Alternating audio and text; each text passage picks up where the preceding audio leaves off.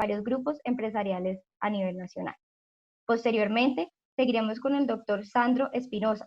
Sandro es abogado peruano especializado en arbitraje y especialmente relacionado con proyectos de infraestructura y en concesiones de servicios públicos. Tiene, en ese sentido, experiencia en el ámbito público y privado. Sandro es miembro fundador del grupo Peruvian Young Arbitrators, es miembro del equipo de arbitraje de DLA Piper Latam y, de otro lado, se ha desempeñado como árbitro ad hoc en procesos de arbitraje institucional. Posteriormente, continuaremos con la intervención de Sebastián Briceño. Sebastián Briceño es abogado de la firma Zuleta Abogados. Concentra su práctica en arbitraje comercial internacional y nacional y especialmente en arbitraje de inversión. Tiene experiencia en arbitrajes internacionales conducidos bajo los reglamentos de la CCI, CENUDMI e ICDR. Ahora bien, en el ámbito de arbitrajes nacionales, ha litigado ante el Centro de Arbitraje y Conciliación de la Cámara de Comercio de Bogotá y ha participado en la elaboración de acciones legales en materia de arbitraje ante cortes nacionales. Por último, presentaré a nuestra moderadora, la doctora Lorena Hernández Agudelo. Ella es abogada de la Pontificia Universidad Javeriana de Cali, cuenta con experiencia en Derecho Internacional y en Contratación. Cuenta con estudios en Arbitraje Internacional de American University, Washington College of Law y Derecho Internacional de los Negocios del Centro de Estudios Garrigues y Harvard Law School. Es especialista en Derecho Ambiental de la Universidad Externado de Colombia. Su práctica profesional se ha orientado en la resolución alternativa de conflictos, en el análisis económico de las transacciones internacionales, en la planeación, sostenibilidad y cumplimiento en materia regulatoria. Sin más, los dejamos con los doctores y las preguntas que tengan las pueden hacer a través del chat. Después de todas las intervenciones, la idea es tener unos 20-30 minutos para responder las preguntas. Bienvenidos.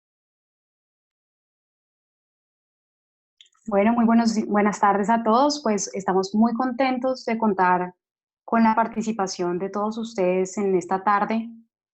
Hoy vamos a tener básicamente 3 intervenciones en las que vamos a analizar la aplicabilidad de los institutos de fuerza mayor, la teoría de imprevisión y el rebus sic stantibus o hardship a propósito de la emergencia sanitaria que emana del COVID-19, particularmente de cara a la grave crisis económica que se avecina. Así ya nos lo han anunciado a nosotros la Organización Mundial del Comercio, Fondo Monetario Internacional, Banco Mundial, entre muchísimas otras organizaciones.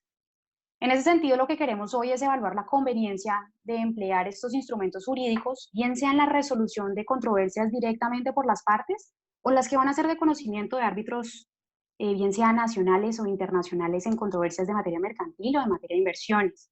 Lo anterior, pues queremos abordarlo desde una perspectiva de la ética de los negocios y lo que ya muchos estamos llamando la economía de la resiliencia.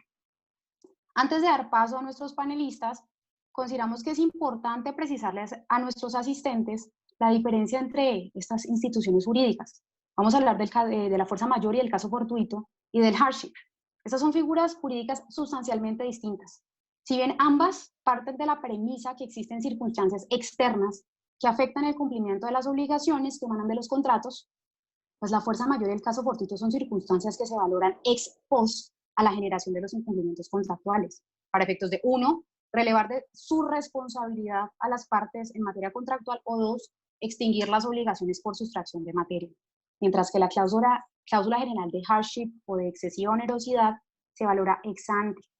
Es una herramienta que le permite a las partes renegociar los términos y condiciones de su contrato en específico, apelando a los principios de buena fe y lealtad negocial, bien sea para modificar las estipulaciones, o 2, pues para declarar por terminado el contrato por imposibilidad de ejecución de su objeto. En este orden de ideas damos paso a nuestra primera intervención con Juan Sebastián Ávila, quien desde una perspectiva nacional va a valorar 3 elementos. 1, la fuerza mayor. 2, la desaparición de la causa contractual como un mecanismo para extinguir las obligaciones tanto civiles como mercantiles. Y 3, la teoría de la imprevisión. Adelante, Juan Sebastián.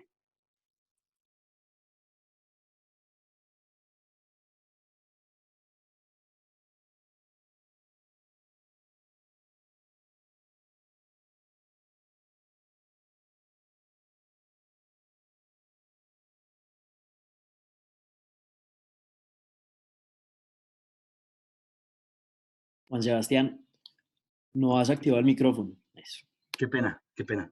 Muy buenas tardes a todos.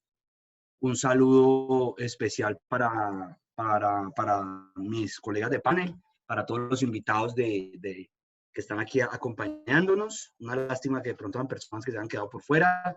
Un saludo especial y un agradecimiento a la Red Juvenil de Arbitraje, a las cámaras de comercio de Cali y Bogotá por esta invitación tan especial, que creo que es de suma importancia coyuntural para el debate jurídico nacional, porque estos espacios deben seguirse manteniendo. El debate jurídico debe seguirse manteniendo a pesar de la adversidad, porque de ese debate surgen nuevas ideas y surgen elementos importantes que pueden servirnos a todos para salir adelante en esta cultura. Voy a compartir pantalla. Dale un segundo, por favor, para aquí.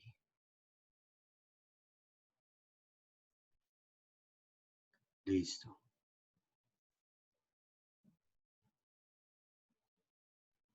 ¿Ahí la están viendo las diapositivas? ¿Me confirman, por favor? Sí. A ver cómo hacemos. De mi lado ya estoy viendo. Ok. Listo. Bueno, entrando en materia entonces, porque sé que el tiempo es muy corto, como lo mencionó la doctora Lorena, yo voy a discutir 3 temas muy puntuales. Entonces, la fuerza mayor, la teoría de la imprevisión y la desaparición de la causa. Son 3 mecanismos jurídicos o instituciones jurídicas abiertamente diferentes, pero que considero que son muy oportunas en este momento, cada una desde su perspectiva contractual, con el objetivo de poder atenuar el impacto económico y jurídico que pueda tener este tema del COVID-19 en nuestro sistema judicial y sobre todo en las relaciones jurídico-negociales de la actualidad. La perspectiva que voy a manejar es una perspectiva desde el orden nacional, desde el orden jurídico nacional, es Código Civil, Código de Comercio y jurisprudencia de la Corte Suprema de Justicia colombiana. Entonces, empecemos entonces. Los temas a trabajar, como les dije, son la institución jurídica, la fuerza mayor, qué elementos incluye, cuáles son las exclusiones, cómo opera este eximente de responsabilidad dentro de una figura contractual civil y comercial. El segundo es la separación de la causa contractual como mecanismo para extinguir las obligaciones civiles y comerciales. Estas 2 aplican para ambas escenarios, para el escenario civil y para el escenario comercial. Cosa que no ocurre con la teoría de la imprevisión, toda vez de que es una figura que proviene del Código de Comercio de nuestra normatividad mercantil. Y va a ser la última figura que vamos a tratar de manera muy sucinta. Vamos a hablar de la excesiva onerosidad, los elementos, cómo se aplica, en qué consiste el tema del reequilibrio contractual y una visión jurisprudencial muy interesante que quiero trabajarla como cierre de esta conferencia para los temas de aplicación de la teoría de la imprevisión y cómo surge esta teoría jurisprudencial que me va a permitir a mí aplicar o no aplicar esta teoría. ¿Listo? Entonces empecemos con la fuerza mayor. ¿Qué es la fuerza mayor? La fuerza mayor entendida dentro de su rango jurídico nacional es el hecho imprevisto, irresistible y que venga de manera sobreviniente puede eximirme a mí de la responsabilidad.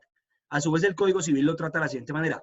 Fuerza mayor o caso fortuito, el imprevisto que no es posible resistir, como un naufragio, un terremoto, el apresamiento de enemigos, los actos de autoridad ejercidos por un funcionario público, lo que llamamos la teoría hecho del príncipe.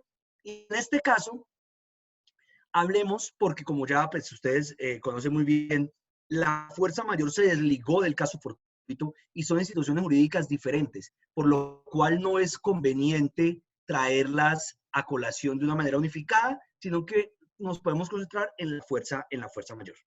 ¿Listo? ¿Qué elementos tiene?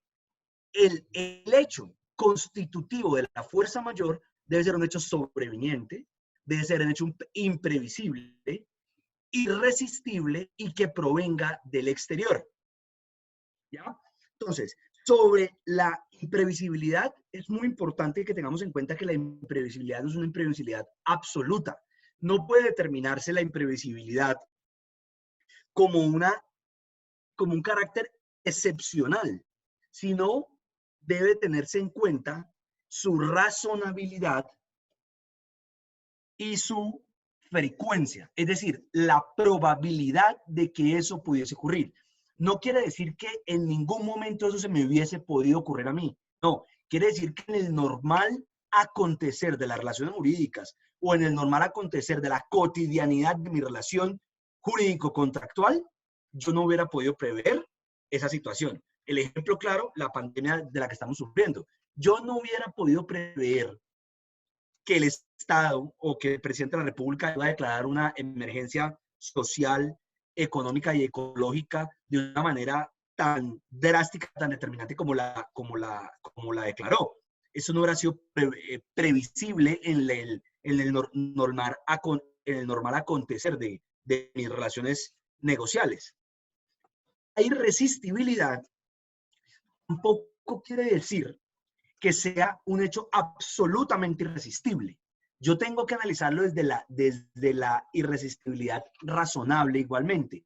¿Por qué? Porque ahí es cuando la Corte Suprema de Justicia, y ahí cito la primera sentencia del 26 de mayo del 2005, habla de la irresistibilidad razonada. No quiere decir que sea absoluta, lo que quiere decir es que no se le puede pedir a ninguno de los cocontratantes en una relación jurídica civil un acto heroico. Se debe tener en cuenta el principio de la razonabilidad y lo que se debe tener en cuenta es la real ocurrencia de esos hechos. No puede ser que la irresistibilidad sea de una manera absoluta que no tenga, digamos, un parámetro de comparación dentro de la estructura del normal acontecer de las obligaciones. Debemos tener en cuenta que debe ser un hecho irresistible razonablemente. Eso por el lado de la resistibilidad.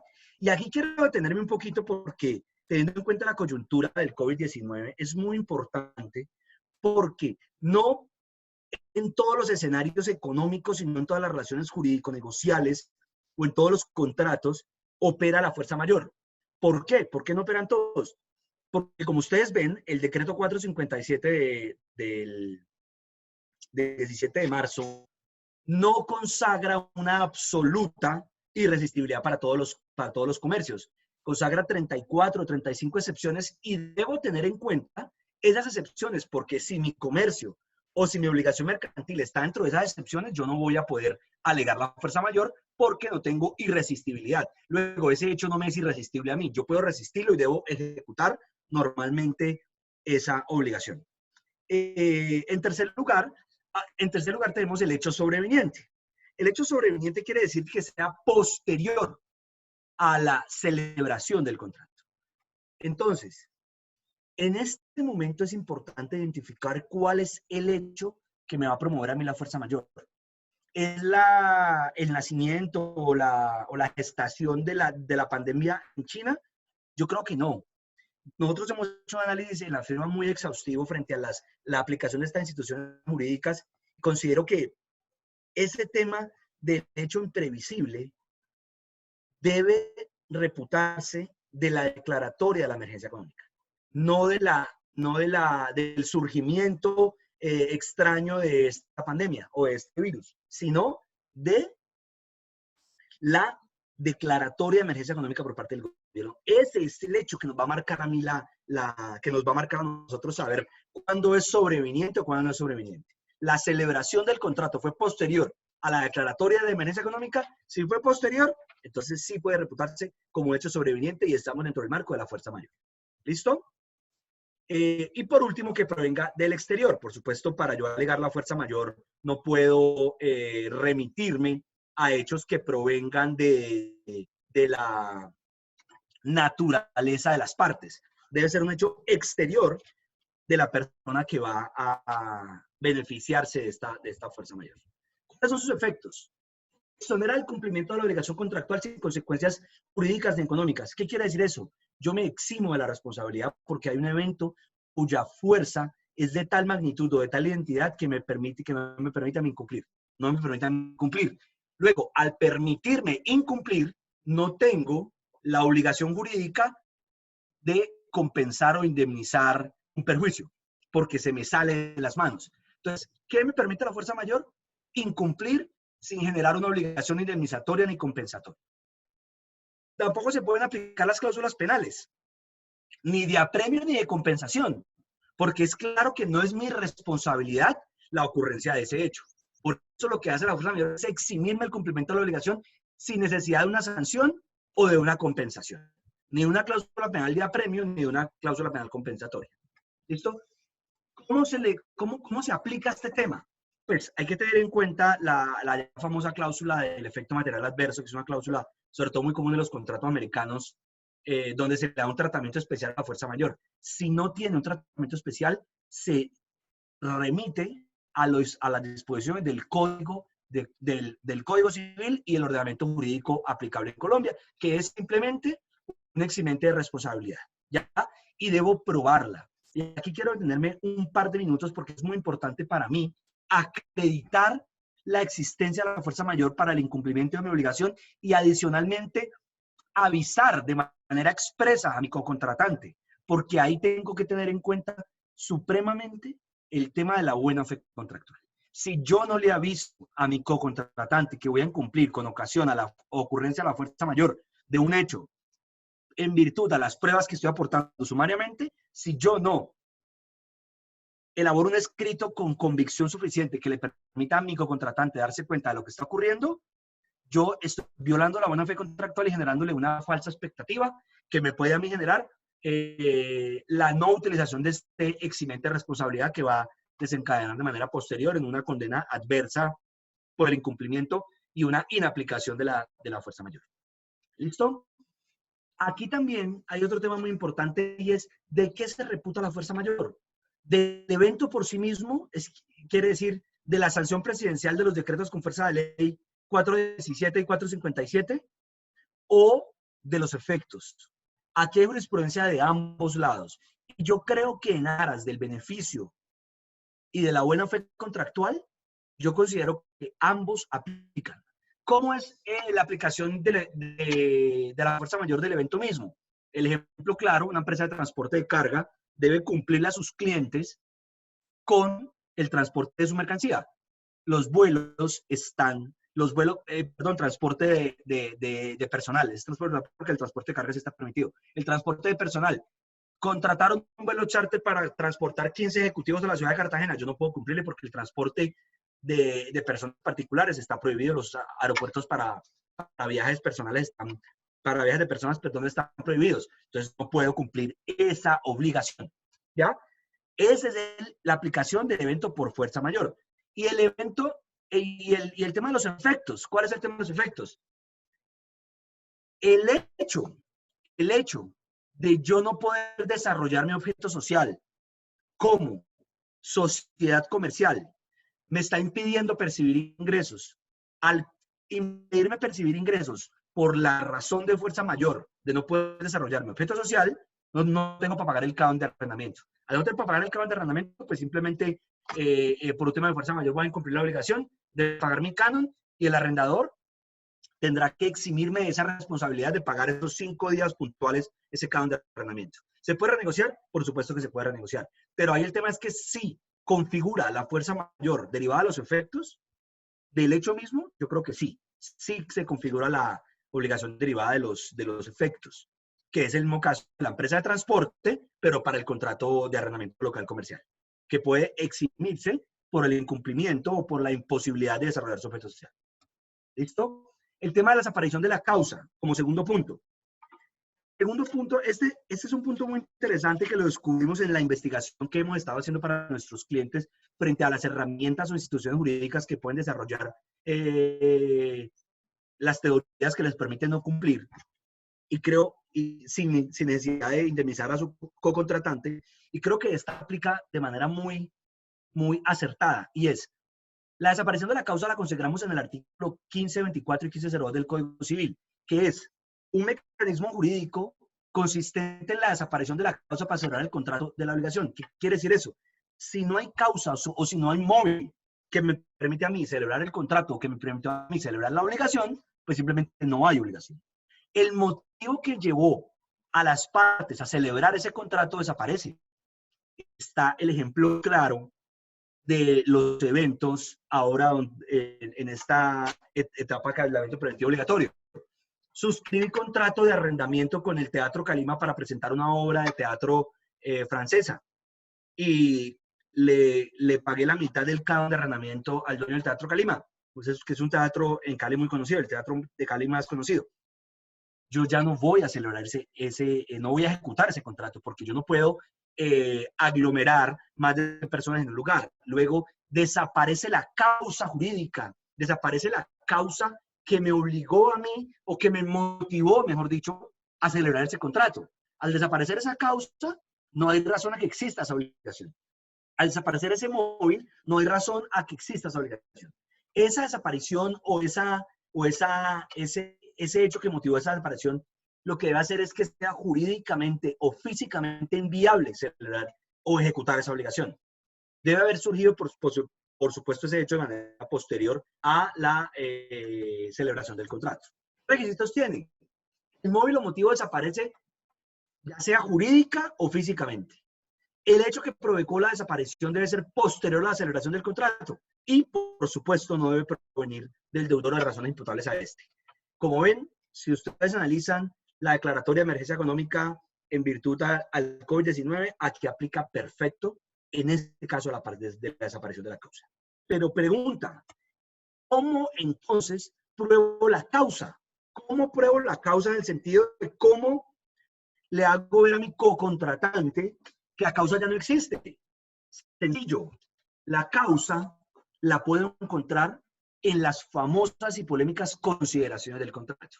Cuando usted tiene un contrato elaborado por abogados sofisticados, un contrato sofisticado cuyas consideraciones exceden incluso el clausulado contractual, para usted es muy sencillo acreditar la desaparición de la causa. Porque las consideraciones están, ¿cuáles fueron las razones para usted celebrar este contrato? En el ejemplo del contrato de arrendamiento del teatro o de eventos sociales, las consideraciones establecen que yo voy a celebrar el contrato de arrendamiento no para irme a vivir allá, sino para prestar un servicio y presentar una obra de teatro, ¿ya? ¿O para qué suscribir ese contrato de suministro? Para llevar a cabo la ejecución o la producción de 30 o 40.000 elementos que van a ser distribuidos en un concierto. Ya no va a haber concierto. Eso debe estar en las consideraciones contractuales. Ahí es que yo encuentro la causa por la que motivó a celebrar el contrato. En caso de que yo no tenga esas consideraciones elaboradas en un contrato sofisticado, me debo remitir al contexto de la negociación, al cruce de correos electrónicos, a las llamadas, a los WhatsApps, a los correos electrónicos en los que yo realmente desarrollaba cuál era la intención, el móvil o la causa de elaborar ese contrato. ¿Cómo pruebo su desaparición? Pruebas sumarias. Yo creo que en este caso el COVID-19 es un tema bastante fácil, pero hay que analizarlo con mucho detalle para uno poder configurar una desaparición de la causa que me permita a mí eximirme de la obligación sin necesidad de indemnizar a mi co-contratante. Es el claro ejemplo, ahí tenemos unos ejemplos, el concierto, los eventos culturales masivos, los eventos sociales. Si yo iba a contratar 2.000 sillas que iba a celebrar el 18 de abril, ya no va a haber matrimonio, no puedo hacer un evento social, no tiene la causa para celebrar ese contrato, ya no existe. Y debo acreditarlo y de esa manera eximirme del cumplimiento sin necesidad de indemnizar. ¿Listo? Ahora entonces vamos con la teoría de la imprevisión. Aquí quiero hacer la salvedad que esta teoría de la imprevisión única y exclusivamente aplica para temas de contratos mercantiles. Aquí hay dos requisitos fundamentales: contratos mercantiles y contratos de tracto sucesivo. No se aplica la teoría de la imprevisión para contratos de ejecución instantánea. No es posible a la luz de la teoría del Código de Comercio y el desarrollo jurisprudencial. Aquí está el artículo, es el artículo 868 del Código de Comercio, que me permite a mí identificar de manera expresa que son contratos que no pueden ser ni aleatorios ni de ejecución instantánea. Requisitos: ocurrencia de hechos nuevos o extraordinarios, diferentes al normal acontecer cotidiano. Lorena, me faltan 3 minutos, ¿no es cierto? ¿Me confirmas, porfa? Correcto. Listo, vale, ya estoy acabando. Ocurrencia de los hechos nuevos o extraordinarios, normal acontecer cotidiano. Ya vimos el tema de la imprevisibilidad razonable, sobreviniente a la celebración del contrato, deben ser posteriores, afectan las prestaciones futuras que impiden el cumplimiento. Acuérdense que estamos hablando de contratos de tracto sucesivo, de ejecución instantánea. No se permite esta teoría para aplicarse a contratos de ejecución instantánea ni contratos aleatorios. ¿Qué es un contrato aleatorio? Es que no tengo clara el valor de la pretensión. ¿Por qué? Ya vamos a ver por qué. Por el tema de los efectos. Y el efecto principal es la excesiva onerosidad. La excesiva onerosidad. ¿Ya? Aquí quiero también detenerme un poquito porque esta sentencia que les estoy citando aquí, del 21 de febrero del 2012, magistrado ponente, doctor William Nam Vargas, Sala de Casación Civil, Corte Suprema de Justicia colombiana, y es, no se debe haber cumplido la prestación debida, porque si la cumplí, aún con excesiva onerosidad, no puedo yo aplicar la teoría de la imprevisión. Esto es un desarrollo jurisprudencial con el que, digamos, yo me aparto un poco, porque considero que en esta época de crisis económica debemos realmente tener una buena fe con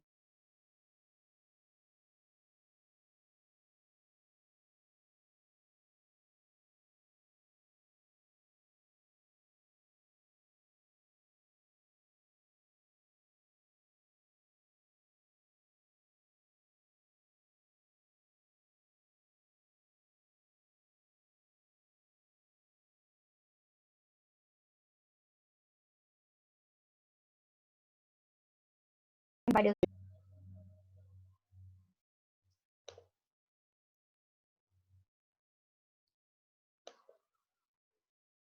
Perfecto. A ver, en primer lugar, lo que yo quisiera analizar es lo que es cómo está la fuerza mayor aplicada en el artículo 1315 del Código Civil peruano. Y voy a tratar de ser lo más didáctico posible. Ya algo ha señalado Juan Sebastián de cuáles son estos tres requisitos, pero lo primero que quisiera decir es que voy a aplicar la fuerza mayor desde el ejemplo más sencillo, que es el COVID-19. Lo que dice el COVID-19 es que, lo primero, perdón, que dice el Código Civil y lo primero que tendríamos que tener en cuenta es que diferencia dos hechos. Si es que es un hecho de tercero o del Estado, estamos ante una fuerza mayor, y si es un hecho de la naturaleza, estamos en un caso fortuito. Vale decir que se utiliza de manera indiferente en ambas situaciones, con lo cual vamos a ver en muchos contratos que se utiliza de manera coligada fuerza mayor o caso fortuito, pero sin embargo debemos centrarnos que fuerza mayor es necesariamente un hecho del Estado o del tercero. Y va un poco también a lo que decía Juan Sebastián. Acá el hecho generador que implica o que genera la fuerza mayor no es el virus en sí, que sería básicamente un hecho de la naturaleza, por decirlo de alguna manera, sino es el hecho del Estado que estamos en cuarentena. El Estado ha decidido que a través del COVID-19 nosotros tenemos que prácticamente paralizar el país, con lo cual se ha paralizado una serie de industrias, por no decir casi todas, solamente las básicas y elementales, con lo cual va a generar una serie de sobrecostos en varios contratos y evidentemente la causal puede ir en ambos lados, puede ir en fuerza mayor o caso fortuito, pero vamos a verlo poco a poco. Sin embargo, he traído hoy en día de una manera bastante simple y un esquema bastante simple para que me puedan entender cuál es lo que se tiene que tener en consideración para saber si estamos en una fuerza mayor. Y acá lo he señalado de una manera en tres elementos que no gratuitamente tienen ese orden. Y quisiera que me sigan un poco porque va a ser importante el análisis para lo que posteriormente voy a señalar. En primer lugar, el primer análisis y el primer punto que se tiene que hacer es que este evento, y vamos a poner el ejemplo del COVID-19, el COVID-19 tiene que ser un evento extraordinario. Es decir, un evento que sale de lo común. Y efectivamente, si hacemos un checklist, nadie, absolutamente nadie, podía prever que un virus de tal magnitud iba a paralizar tantos países en el mundo y la economía prácticamente en su totalidad. Entonces, si es que vamos un poco al checklist de cuál es el primer punto que yo tengo que analizar. Extraordinario es básicamente que sale fuera de lo común. Es básico y en primer punto. El segundo punto que yo tendría que analizar es la imprevisibilidad. Y acá quisiera que se haga un análisis temporal. Es decir, lo imprevisible tiene que ser al momento de contraer la obligación.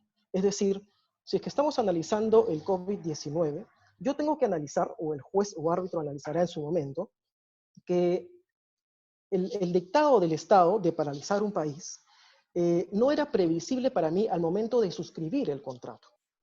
Y en otro lado, y al final, lo que tenemos que analizar es lo que sea este escenario irresistible. Es decir, que sea irresistible al momento de la obligación de cumplir. Es un momento distinto a la imprevisibilidad.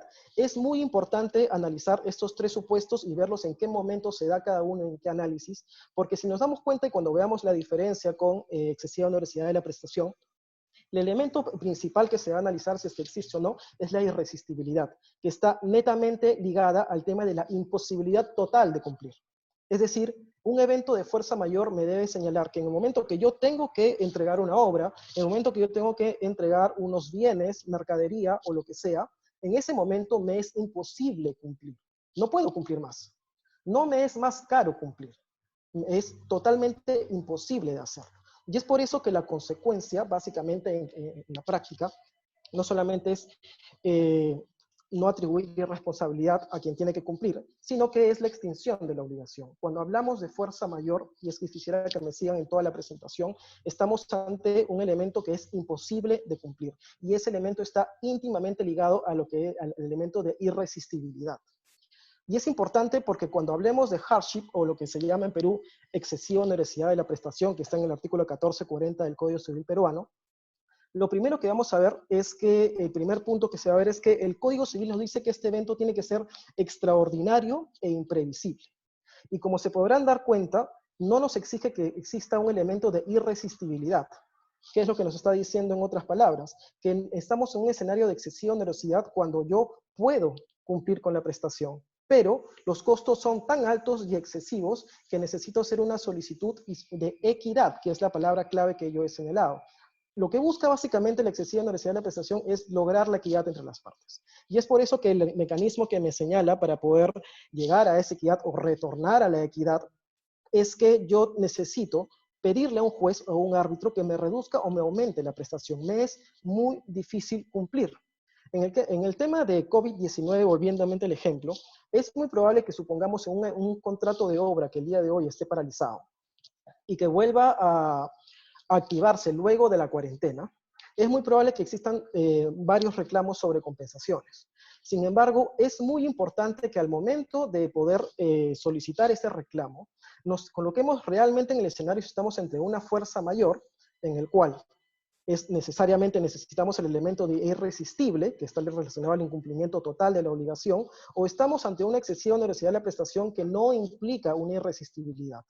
Entonces, es muy importante diferenciar estos dos puntos, porque el día de hoy se habla mucho de fuerza mayor y se habla que se va a aplicar mucho fuerza mayor en contratos que muy probablemente estamos en escenarios de excesiva onerosidad de la prestación. Y ese error conceptual, y es por eso que me he tomado algunos minutos para señalar esto, puede llevarnos a perder el caso. Entonces, es muy importante tenerlo en cuenta. Dado el tiempo, les había preparado un ejemplo de fijación de tarifas en excesiva onerosidad, pero me lo voy a pasar. Y quiero pasar directamente lo que es actos del Estado. ¿Qué es lo que está pasando en Perú? Lo que está pasando en Perú básicamente es lo siguiente. Hay dos escenarios por los cuales el Estado ha dictado ciertas directrices. La primera es un comunicado del OCE. ¿Qué es el OCE? OCE es el organismo supervisor de las contrataciones con el Estado. Es quien dirige básicamente toda la contratación pública entre los privados y el Estado peruano, servicios, bienes, obras, y es el ente rector, básicamente. Y el mismo OCE, en el 25 de marzo del 2020, lo que ha establecido es que el COVID-19, que el día de hoy estamos sufriendo, en realidad es, o se va a asumir que es un evento de fuerza mayor para todos los contratos celebrados con el Estado. Entonces, es muy importante lo que acabo de señalar. ¿Por qué? Empecé un poco la presentación señalando que era básicamente una tranquilidad por parte de los estados que, de los contratistas en los cuales ya el Estado había señalado que hay una fuerza mayor, pero lo primero que puedo hacer, la pregunta que se me viene a la mente es, ¿por qué un árbitro o juez tendría que hacer caso a este comunicado? Y en realidad mi presentación viene a más dar respuestas, dar un poco de interrogantes, si se lo van a dar un poco del día a día. ¿En qué norma, y en realidad en Perú no lo he podido encontrar, señala que un árbitro o un juez tendría que a ciegas hacer caso a este comunicado de OCE. Y incluso voy un poco más allá y retrocedemos al tema conceptual. ¿Qué pasa si un árbitro, o mejor dicho, en una negociación entre un privado y el Estado peruano a través de una entidad pública, si un contrato de obra pública, en una negociación la entidad pública no quiere simplemente darle la razón o no quiere compensarlo porque considera que no hay fuerza mayor y lo lleva a un arbitraje, que los arbitrajes son obligatorios en obra pública, ¿por qué un árbitro no podría hacer el análisis de que, señores, nos falta el tercer elemento, que es la irresistibilidad? ¿Por qué? Porque, bueno, pues la obra tú la has reanudado, te va a costar más hacerlo, ¿no? Pero lo puedes hacer. No hay un evento de irresistibilidad que está evidentemente asociado al tema de imposibilidad total de la prestación. Por lo tanto, yo, árbitro, considero que, bueno, estamos ante una excesiva onerosidad de la prestación. Y ahí se abre completamente el abanico. Porque si el árbitro concluye que estamos ante una excesiva onerosidad de la prestación, abre el abanico de poder decidir si es que realmente estamos ante algo excesivo o no, o si realmente es necesario que a través de un laudo o una sentencia de un juez se tenga que restablecer la equidad. Entonces a mí me queda bastante la duda que este tipo de comunicaciones estatales, y lo digo porque también ha pasado en China, en el cual han señalado algunos documentos que acredita, el gobierno ha emitido algunos documentos en los cuales acredita que el COVID es un evento de fuerza mayor. Sin embargo, se señala ya y se ve que muchos jueces no lo están tomando en consideración. Entonces, eso yo creo que el día de hoy no se está analizando de la manera debida acá en Perú y en algún momento puede traer algún problema. Justo ayer, hace un par de días, estaba hablando con mi amigo colombiano Daniel Jiménez, que lo he visto por ahí que está conectado, y me pasó este documento que es esta circular externa 022 del Ministerio de Trabajo colombiano, lo cual me llamó bastante la atención. Es una circular de una página en el cual el Ministerio de Trabajo básicamente le señala que no se debe asumir de que hay o no se ha dictado ninguna disposición que debe haber despidos masivos o suspensión de relaciones laborales. Sin embargo, por una frase que me llamó bastante la atención, lo conversábamos un poco con Daniel, que señala que adicionalmente esta entidad aclara que la configuración o no de una fuerza mayor corresponde de manera funcional al juez de la República, quien determinará o no su existencia. ¿Qué es lo que está diciendo? Señores, yo como Estado, yo como Ministerio de Trabajo, podré decir mucho. Podré decir si es fuerza mayor o no, podré declarar que hay ciertas situaciones de hecho, pero solamente el juez, válganse también el paralelo árbitro, decidirá en final instancia si estamos en una fuerza mayor o no. Yo creo que es un primer punto en el cual se debe tomar en consideración, es un punto de partida que se debe analizar. No se ha analizado todavía de la manera debida en el Perú, no sé si se llegará a analizar en Colombia, pero es algo a tomar en consideración. Ahora, ¿qué otras preocupaciones en Perú tuvimos a partir de este comunicado del OCE, esta entidad pública? Los contratos de APP, que tienen la misma denominación en Colombia, asociaciones público-privadas, que son básicamente las concesiones, no están establecidas y no están dentro del rango de la competencia de OCE. ¿Qué quiere decir? Que la declaración de fuerza mayor del Estado peruano ha sido establecida para los contratos de públicos, de obra pública, servicios públicos, bienes, pero no están involucrados los contratos de APP que tienen una regulación distinta. Entonces, ¿qué es la preocupación acá? ¿Qué pasa con los eventos de fuerza mayor y cómo se van a renegociar ese tipo de contratos? Si bien estos contratos de APP tienen cláusulas bastante desarrolladas en relación a que conceptualizan la fuerza mayor, y ahí hacen una mezcla un poco de lo que hablábamos al inicio de hechos naturales y hechos de terceros y del Estado, lo que yo tomaría en cuenta, y es una recomendación para los amigos peruanos también que me están escuchando, es que hay un documento que se ha vuelto primordial en todos los arbitrajes en APPs, que es los lineamientos para la asignación de riesgos emitidos por el Ministerio de Economía y Finanzas en los contratos de APP. ¿Qué es lo que establece ahí un capítulo específico para temas de fuerza mayor? Establece 3 reglas, básicamente, para fuerza mayor. Primero, que los eventos de fuerza mayor, como regla general, son compartidos entre el concesionario y el concedente. Entonces, todos esos lineamientos lo que implican, en realidad, son directrices para tanto en los contratos, también en su manera posteriormente poder interpretarlos. Entonces, parte de la base que cualquier evento de fuerza mayor debe ser compartido entre el concesionario y el concedente. Sin embargo, ustedes dirán en primer evento, bueno, ¿por qué el concesionario tendría que mitigar estos riesgos? Y es que lo hace de manera previamente a través de seguros. Seguros y costos de seguros que finalmente lo trasladan a un precio, evidentemente. pero mitiga todos estos seguros. Pero lo que sí es bastante claro es que casi todos estos contratos de APP, los supuestos de fuerza mayor que se establecen como catalogados en una fila, ninguno establece la pandemia o un virus o algo parecido al COVID-19 que pueda estar. Entonces, viene la tercera regla, que es lo que establece el propio lineamiento, que es lo que no esté cubierto por el seguro, válganse pandemias, virus o algo parecido, lo cubrirá el concedente. Entonces, si es que los contratos de APP de alguna manera estaban, o los concesionarios estaban de alguna manera preocupados porque esa declaración de fuerza mayor de OCE no los está alcanzando, quizás estos lineamientos, que son un documento producido por el propio Estado peruano, pueda ayudarlos en su oportunidad. Y acaba la pregunta, en realidad la pregunta, ¿qué pasa si es que no se llega a buen puerto con estas negociaciones? ¿Qué pasa si en estos contratos de APP, concesiones en general, no llega a una negociación fructífera y simplemente se tiene que iniciar un arbitraje? Y acá hay una particularidad en Perú. A nosotros nos encanta el CIADI. Y no es que nos encante porque tengamos muchos casos en CIADI, que de hecho hay relativos, sino que nuestras propias cláusulas arbitrales en los contratos modelos de APPs nos llevan, bueno, nos puede llevar al CIADI a través de un tratado bilateral, pero todas las controversias contractuales son necesariamente a un CIADI. Y acá les he puesto un ejemplo. Les he traído un ejemplo del contrato de concesión obras hidráulicas Chavimochic. Es una empresa, es un contrato de APP, y este es el modelo típico de contrato de cláusula arbitral que tiene el Estado peruano en sus contratos. Es algo en realidad medio único del Perú, muy peruano, porque yo no lo he visto en otros países, pero nosotros decidimos si es que vamos al CIADI o no en temas de relaciones, en temas de reclamos contractuales, dependiendo cuánto es el monto de la cuantía. Un ejemplo de este contrato, supongamos que cualquier reclamo superior a 30 millones de dólares, yo me voy a un CIADI. Cualquier reclamo inferior, me voy a un arbitraje nacional. ¿Qué es lo que genera eso? Que genera, independientemente que hay mucha discusión en que es bastante antitécnica la cláusula arbitral, porque define incluso cuando estamos en un arbitraje internacional o no, no por los elementos que deberían tener según nuestra ley de arbitraje, sino simplemente por un monto. Lo que sí nos lleva es que vamos a terminar en CIADI.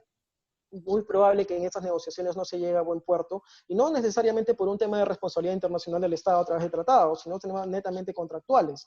Y es porque es nuestro diseño peruano, y así pues lo hemos querido. Estaba revisando un poco el contrato marco de APP, de la Agencia Nacional de Infraestructura, de Colombia, y evidentemente son mucho más, creo, razonables que nosotros, y no necesariamente le tocamos la puerta al CIADI en este tema de controversias contractuales, sino lo deriva a ICC, que me parece mucho más razonable. Pero en el caso peruano vamos a tocar las puertas al CIADI definitivamente, sea a través de un mecanismo contractual o un reclamo contractual, o sea a través de una responsabilidad internacional del Estado. El segundo punto que yo quería tocarles, y la segunda disposición que ha tenido el Estado peruano, muy parecida también al colombiano, es la suspensión del cobro de peajes. Y en realidad acá, evidentemente, la suspensión se da en el marco del COVID-19. ¿Qué es lo que señala nuestro Congreso de la República? Suspendió el cobro de todos los peajes a nivel nacional. Pero además, valga decir que el proyecto de ley señala expresamente en un párrafo que nos hemos prácticamente basado en la disposición colombiana de suspensión de cobro de peajes, hace una diferencia, que la suspensión no generará ningún efecto compensatorio. Y lo hago diferencia porque estaba revisando el decreto colombiano por el cual suspende el cobro de peajes, y si bien hace una directriz muy parecida al Congreso peruano en decir que suspende el cobro, sí dejan una puerta abierta, me parece que en el artículo 25, en el cual señalan que va a haber una compensación a través de una extensión del plazo de concesión.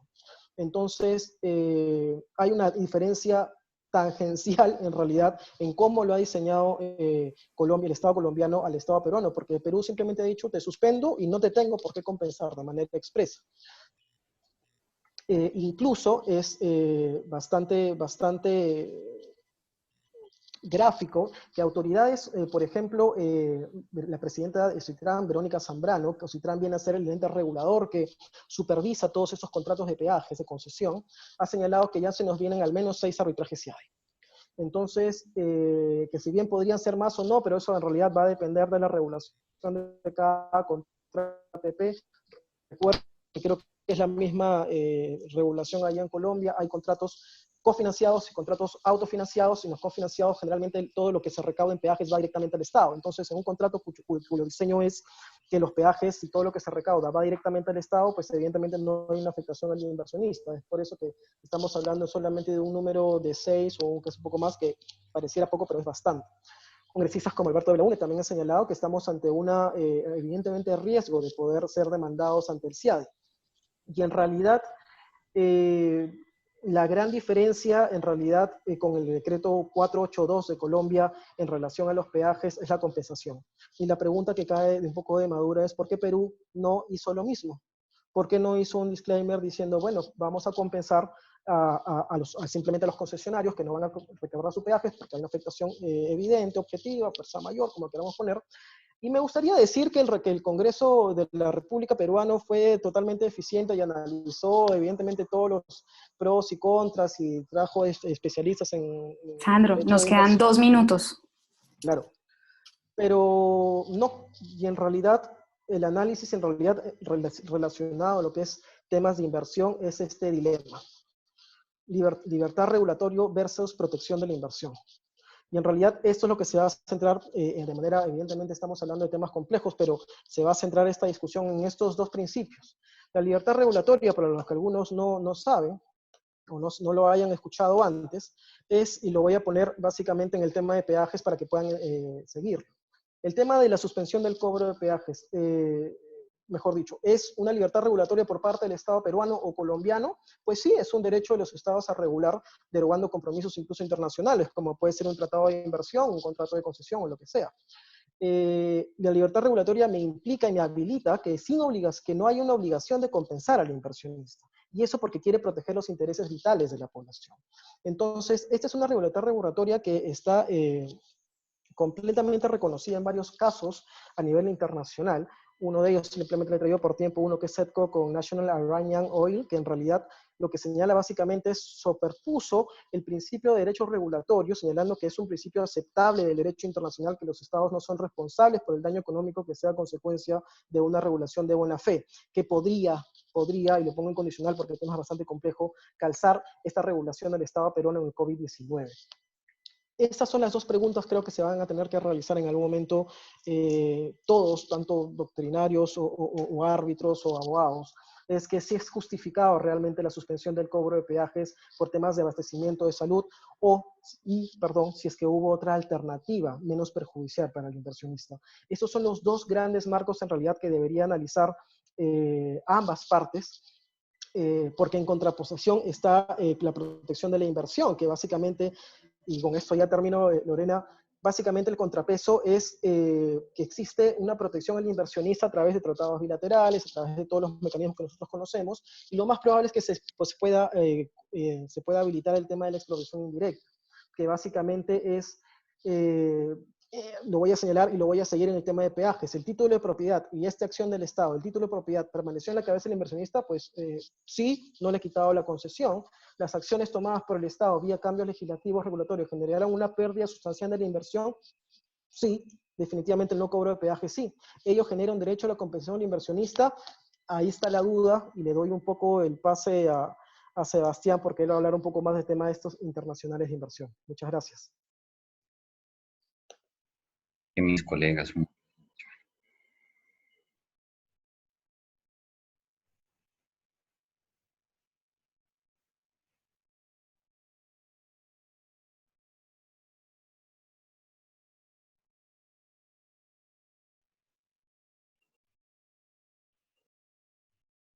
Perfecto, creo que ahí ya se está proyectando. Entonces, antes que nada, muchas gracias a la Red Juvenil de Arbitraje por esta amable invitación, particularmente a José Cano, pero también a Alejandra Gómez y a Camilo de Narváez, que están conectados en este momento. Como Lorena comentaba, me han pedido hablar sobre la figura del hardship en el arbitraje internacional. No obstante, la figura del hardship, así como otras figuras que existen para la revisión y el reajuste de un contrato, pues son instituciones propias de las leyes que resulten aplicables a un arbitraje internacional. Por esto mi propuesta para abordar este tema es hacer una perspectiva comparada con leyes que usualmente son usadas en arbitrajes internacionales, particularmente las leyes del Estado de Nueva York en Estados Unidos y con unos instrumentos internacionales que pueden resultar aplicables. Entonces, en este contexto, les propondría tratar de abordar los siguientes temas, los que ustedes ven ahí en la pantalla, con un comentario previo. Es que todos estos asuntos son de una muy alta complejidad y ameritarían horas, no es que días, para comprenderlos con algún nivel de juicio. Entonces, la idea realmente de esta presentación es resaltar simplemente algunas características básicas de estas instituciones para poder trazar las diferencias que sean del caso con nuestro derecho local. Comencemos. Hardship, y ya lo habrán notado ustedes en las intervenciones pasadas, es una palabra que se dice en muchos sentidos. No obstante, si ustedes se dirigen, por ejemplo, al diccionario Oxford de la lengua inglesa, encontrarán que define hardship como algo que causa o conlleva un sufrimiento o privación. En el contexto legal, la noción del hardship es un término de arte que hace referencia a diferentes instituciones jurídicas. Y en particular, estas figuras varían en función si se habla de sistemas jurídicos de tradición civil o de tradición del derecho común, que son los que ustedes ven ahí expuestos en pantalla. En ambos casos, en el derecho civil y en el derecho común, el hardship hace referencia a la tensión que existe entre los principios del pacta sunt servanda, por un lado, el contrato es ley para las partes, y por el otro, los principios del rebus sic stantibus.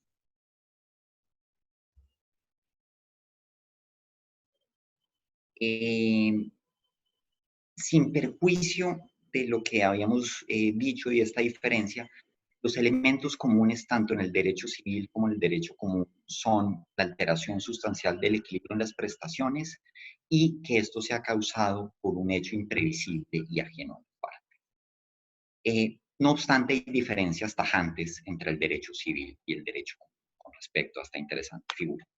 En el derecho civil, algunas leyes nacionales la consagran, y esa es su principal característica. El reconocimiento que se le hace a la figura del hardship es un reconocimiento a nivel estatutario o jurisprudencial. Entonces, como ejemplos de regulación, ustedes ven el artículo 868 del Código de Comercio que comentábamos anteriormente, pero también el artículo 1467 del Código Civil italiano y los otros. También hay ejemplos de desarrollo jurisprudencial, como el caso de Suiza o de Austria o de España. Y quisiera hacer un muy breve comentario con respecto al caso francés. Y es porque el Código Civil francés de 1904, que de cierta forma es el padre de todos los códigos latinoamericanos, no contenía la posibilidad de reajustar contractualmente el contrato por cambios imprevistos o imprevisibles.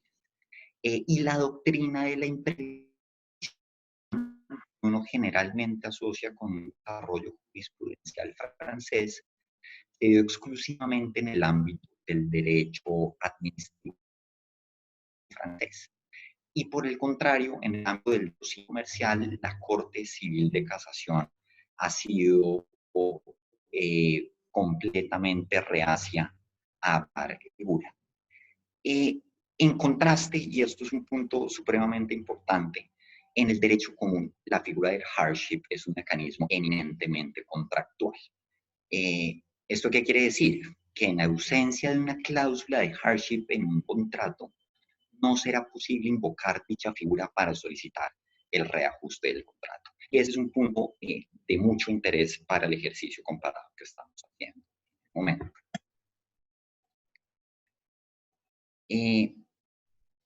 Teniendo en cuenta que en el derecho anglosajón es completamente necesario contar con una cláusula para este efecto, pues quisiera proponerles que miráramos un ejemplo de una cláusula modelo de lo que en el derecho anglosajón tradicionalmente se usa.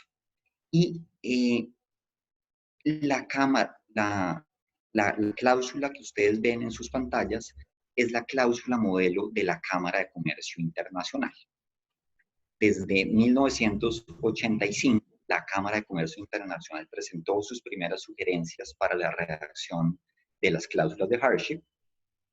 Posteriormente, en el año 2003, presentó una versión modelo de cláusula de hardship y recientemente, hasta marzo del 2020 de este año, la CICI revisó su cláusula modelo, que ustedes ven en sus computadores. Como pueden observar, la cláusula modelo está dividida en 3 escalafones básicos. El primero contiene un encabezado general que reitera el principio de pacta sunt servanda, incluso cuando las prestaciones resulten más onerosas. El segundo punto contempla una exclusión de ese postulado general que enuncia la primera parte, conforme a la cual se debe probar la excesiva onerosidad debido a un hecho fuera del control razonable de las partes, que era razonablemente previsible al momento de la celebración del contrato. Adicionalmente, se contempla que como consecuencia de esto, las partes deben entrar en negociaciones para reequilibrar las prestaciones contractuales. El tercer paso o el tercer ítem de esta cláusula modelo de hardship son los recuadros en azul que ustedes ven en sus pantallas.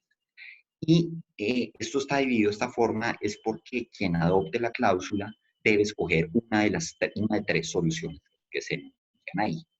Lo que estipula esta cláusula es que si las partes no pueden, de un acuerdo, negociar nuevos términos contractuales, entonces deberán escoger una de estas 3 soluciones: la resolución de parte del contrato, la adaptación o resolución por parte del juez o la resolución por parte del juez.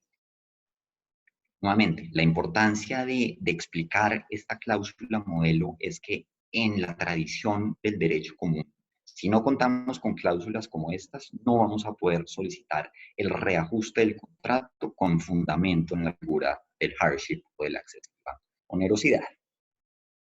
Quisiera dirigirlos ahora a un asunto relativamente similar, y es al contrato modelo de FIDIC, que, como ustedes sabrán, FIDIC es la Federación Internacional de Ingenieros, y la cláusula de hardship en este tipo de contratos es particularmente importante debido a que los contratos de construcción de que trata este contrato modelo son contratos que se extienden generalmente por un lapso considerable en el tiempo y que son contratos coligados o que tienen una gran cantidad de afluentes contractuales, lo que hace que son más susceptibles los reajustes del contrato. Entonces, a la izquierda de sus pantallas, ustedes pueden observar la definición contractual de imprevisibilidad. Y resaltaría 2 consecuencias o 2 particularidades a la luz de lo que Juan Sebastián nos comentaba en el caso colombiano y Sandro en el caso peruano. Y es que en el contrato FIDIC y en la contratación privada internacional, imprevisible en este caso tiene una serie de particularidades. Resaltaría primero que el conocimiento que tiene el contratista para efectos de determinar la imprevisibilidad debe ser un conocimiento razonable, es un conocimiento cualificado. ¿Esto qué significa? Pues que el conocimiento es de cierta forma más laxo para efectos probatorios. Y una segunda característica es que ese conocimiento debe reputarse a lo que actualmente se llama la fecha base. La fecha base es una fecha posterior a la apertura de la licitación. Entonces, eso a la izquierda. Y a la derecha de sus pantallas, ustedes pueden ver que este contrato de FIDIC también contempla las consecuencias de la aplicación de la figura del hardship. Y básicamente lo que dice es que una vez ocurre esta figura, el contratista que la invoca o la parte que la invoca tendrá derecho tanto a un reconocimiento de plazo como a un reconocimiento de los costos derivados. Y esto para decirles que a primera vista parecería que en el ámbito del comercio internacional y el derecho internacional privado, pues hay una flexibilidad un poco mayor para efectos de revisar el contrato en este tipo de circunstancias. Con eso pasaría a un tercer y último punto con respecto al hardship, que es su consagración en instrumentos internacionales. Y quisiera referirlos únicamente a dos figuras. Por un lado, la Convención de las Naciones Unidas sobre compraventa internacional de mercaderías. Como ustedes bien saben, es un documento internacional ratificado por más de 89 países y un amplio reconocimiento a nivel mundial. Si bien este artículo 79 a primera vista no contiene una expresión especial sobre el hardship, ha habido un gran debate en la doctrina en torno a si en este artículo se podría también entender incluida el reajuste contractual. No obstante, la mayoría de las decisiones de tribunales internacionales son constantes en decir que este artículo 79 no abarca la excesiva onerosidad y se limita a la fuerza mayor.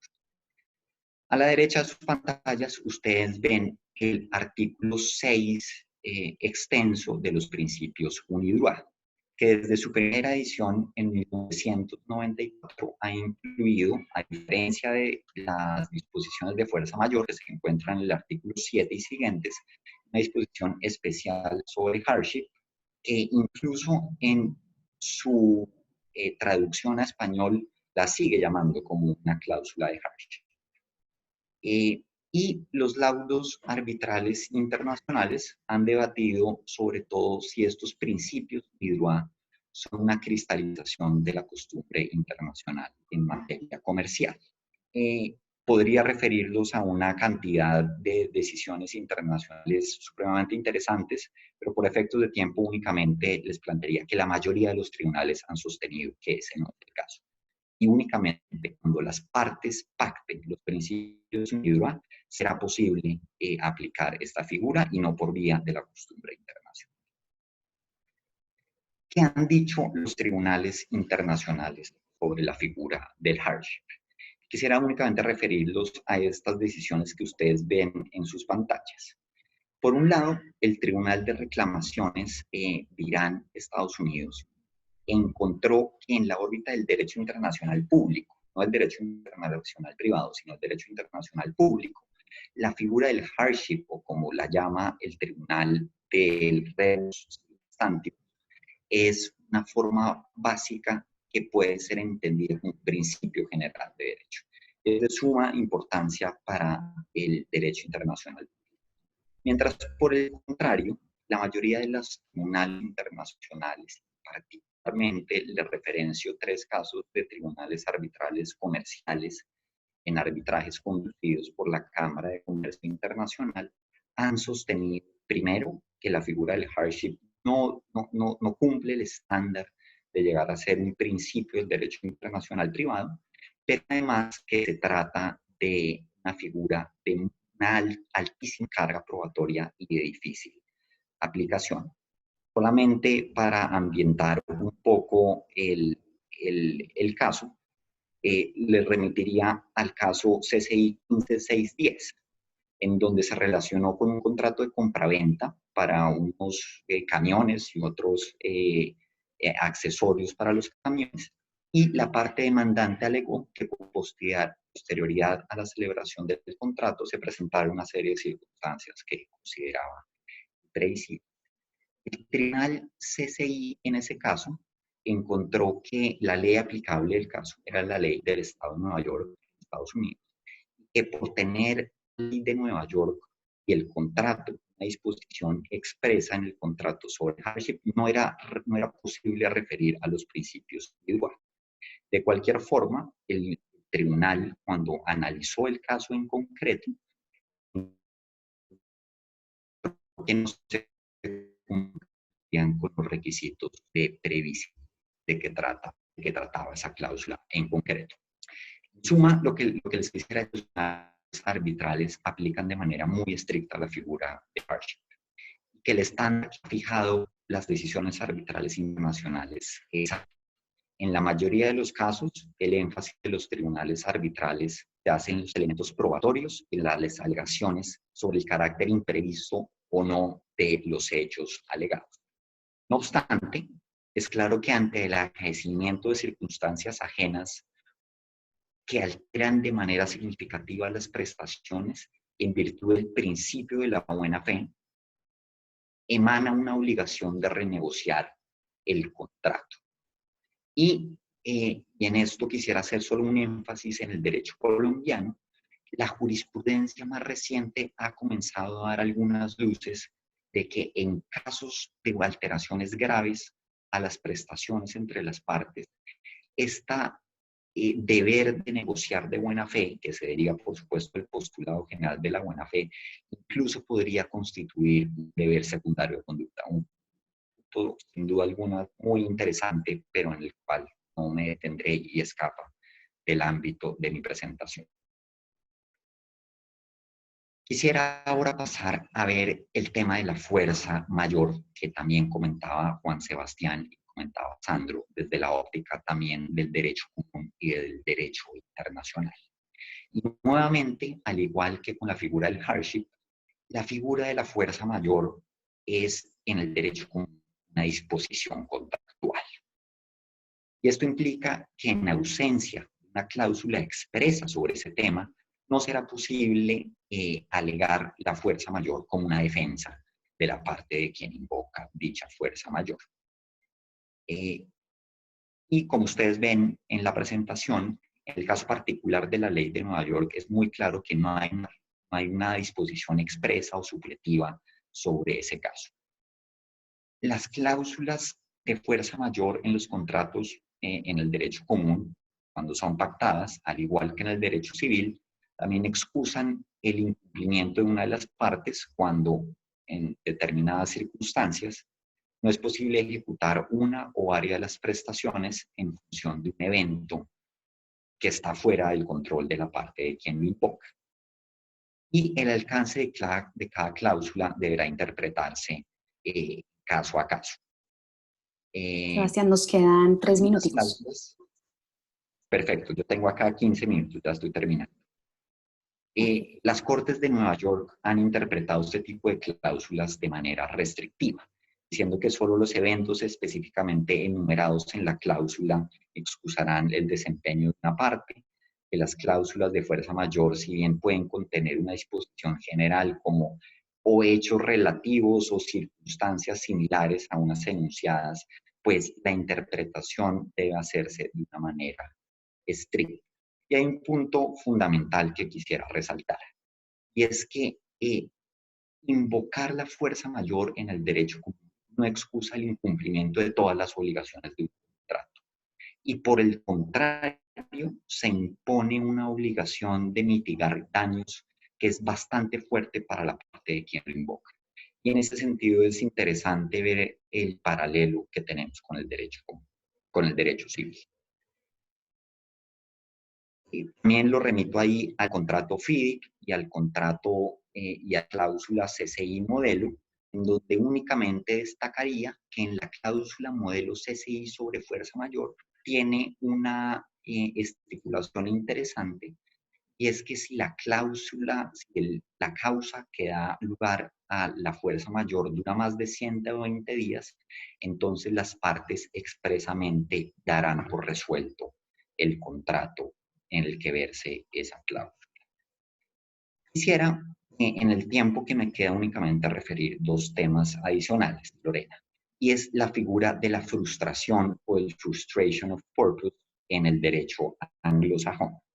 Y a diferencia de la figura del hardship o de la fuerza mayor, que, como les comentaba, deben ser expresamente pactadas por las partes en un contrato, la figura de la frustración del propósito procedería incluso cuando no haya una estipulación contractual en ese sentido. Y los requerimientos para la procedencia de esa figura ustedes los pueden ver en la pantalla. Quisiera simplemente, por ser de interés para todos comentarles cuál es el caso enigmático en el derecho común de qué es la frustración del propósito del contrato o la frustration of purpose. Y se refiere a los casos de la coronación, que son una serie de casos que se dieron hacia 1900 con ocasión de la coronación del rey Eduardo y la reina Alejandra en 1902.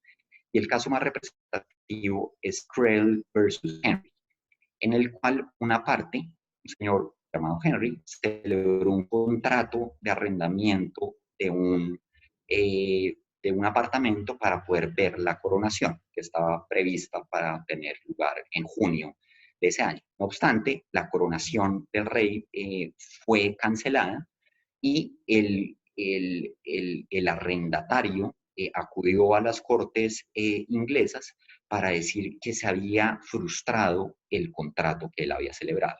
Y si bien era posible celebrar el arrendamiento y el contrato y el apartamento seguían teniendo, digamos, todas las prestaciones que habían sido inicialmente pactadas, el propósito que había tenido ese contrato se había visto dramáticamente frustrado, que era ver la coronación. Y a partir de ese precedente se ha construido todo un precedente jurisprudencial sobre la frustración del contrato. Por términos de tiempo, no trataré el tema, un tema supremamente interesante sobre el poder de los árbitros para reajustar el contrato, y únicamente finalizaré haciendo una mención muy corta al arbitraje inversionista-Estado, que Sandro nos comentaba ahora.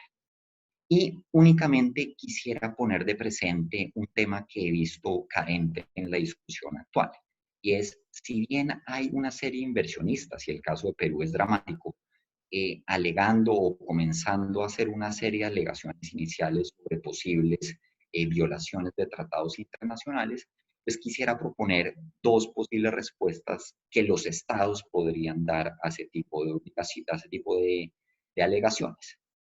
La primera es con fundamento en los artículos sobre responsabilidad internacional de los estados, la figura que ustedes ven al margen inferior izquierdo de sus pantallas.